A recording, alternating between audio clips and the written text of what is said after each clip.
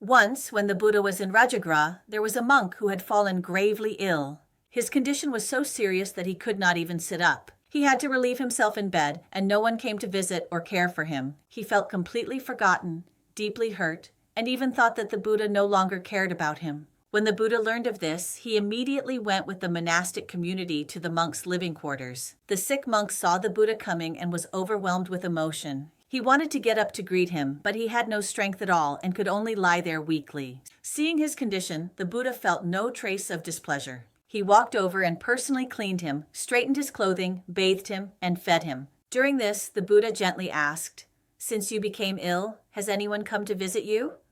The monk replied, "No one." The Buddha then asked, "When you were healthy, did you ever visit or care for those who were sick?" The monk fell silent for a moment and said, "I never did." The Buddha told him, "In the path of practice, caring for the sick is an important virtue. You did not plant this good seed in the past, so the good conditions are not present today. But now that you understand this, from this very moment, you can begin to change." The Buddha then continued with gentle guidance. Birth, aging, illness, and death are part of every life.